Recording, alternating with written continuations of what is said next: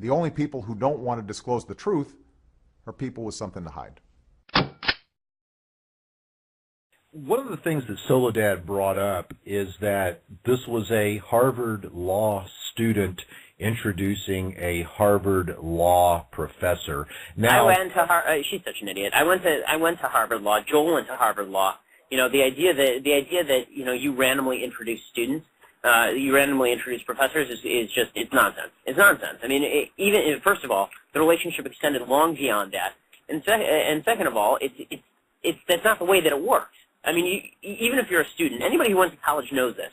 Would you randomly be introducing a professor you didn't know at a major rally? I mean, nobody does that. Nobody does that.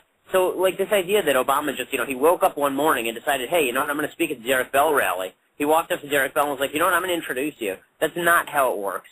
And everybody knows it's not how it works. And by the way, I mean, you see that all of Obama's close associates are hanging around Derek Bell. In that video, one of the things that we haven't really pointed out till now, one of the people, the woman standing next to Derek Bell in that video and applauding and looking up at him, with this kind of these kind of adoring eyes because she admires him so much, is Cassandra Butts, who's a very, very close associate of President Obama's and who now works in the administration. So it's just the left can try and get out of this however they want. The facts are the facts.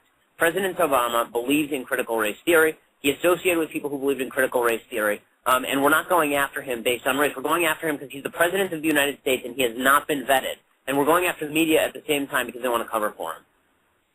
And that's been the tradition since he began running for office, regardless of what the issue is. I mean, issues that if it were Sarah Palin or Michelle Bachmann or Christine O'Donnell, they would have been all over him. They've completely ignored. I think a great example of that is they went after Todd Palin because he got a DUI when he was 23. Well, Barack Obama Sr. got in 3 automobile accidents. He was drunk in every single one of them. In one of them, he killed another person in the other car. In another, he had to have his legs amputated because of the extensive damage. And in a third, he actually killed himself. So Barack Obama Sr. in 3 drunk driving accidents in which he was the actual drunk driving, and the media swept that under the rug. But Todd Palin, a DUI with no real consequences when he was 23, now that's news. And so it's... Yeah, well, it's unfortunate, but that's the way the media is covering it. And so this comes back to, Andrew's main point, which is that we need an army of citizen journalists. The media is not going to do its job. The media is not going to do its job. The media is simply going to continue its pattern of protecting President Obama. And so it's up to all of us to do the job that the media won't, which means that we are the ones who have to go out and do the research. If you have a tip, send it to us.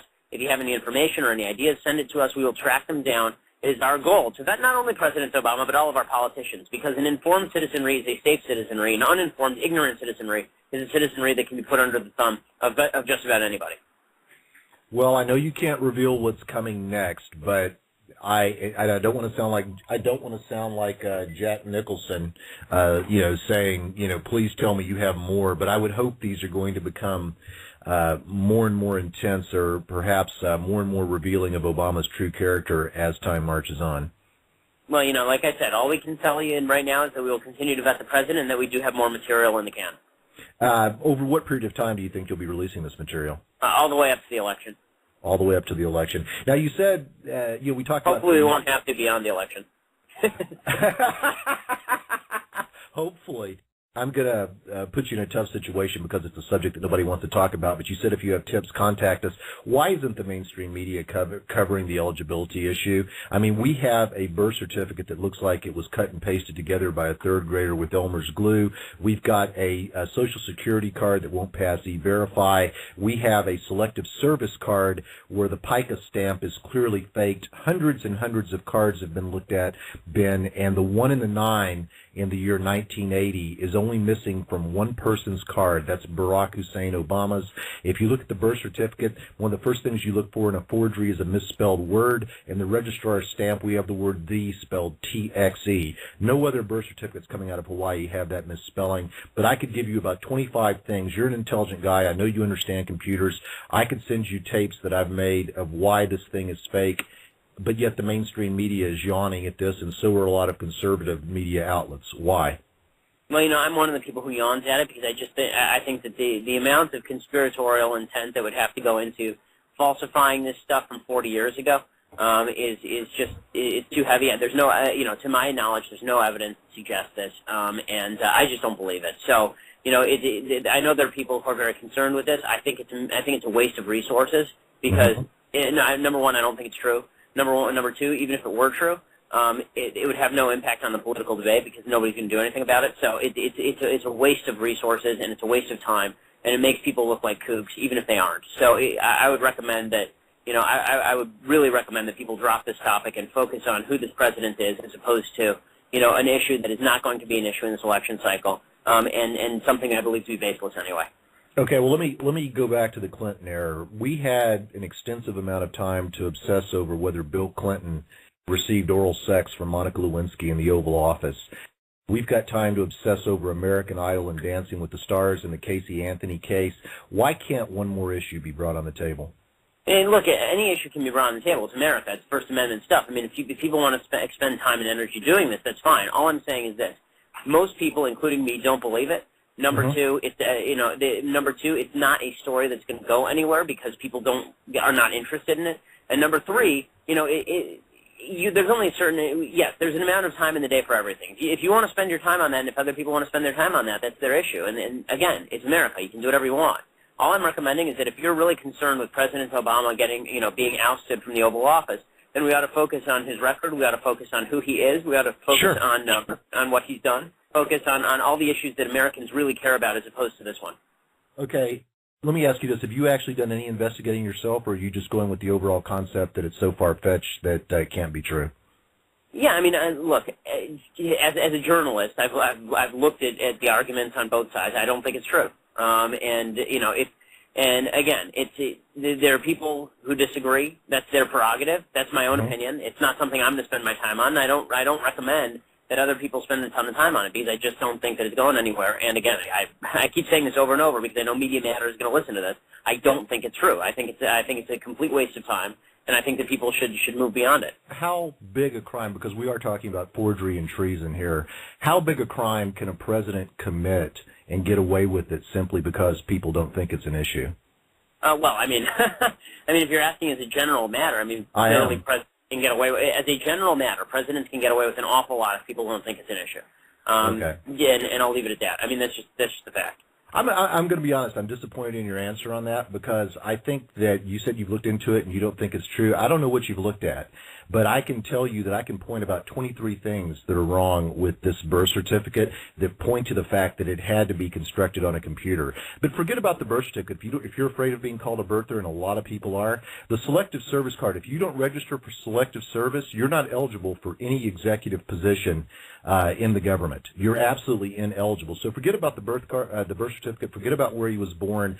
The Selective Service Card is absolutely 100% faked, and that has been demonstrated very well in a video that Joe Arpaio showed at his press conference. This has nothing to do with where he was born. It has nothing to do with constitutional eligibility as far as the natural-born parent, natural-born citizen thing. This is Obama faking a Selective Service Card because he realized if he hadn't faked it, he wouldn't be eligible for president. It has nothing to do with where he was born. Would Breitbart.com be interested in looking at that? I can't speak for Breitbart.com. I know that's not something that I'm particularly interested in looking at the moment. But if people are going to present evidence, then that's again, I don't want to be I don't want to speak for the company because I'm not the corporate spokesperson for Breitbart. I understand. I didn't mean to put you on the spot, and I didn't mean to cover this issue that long, but I did want to get your opinion on it.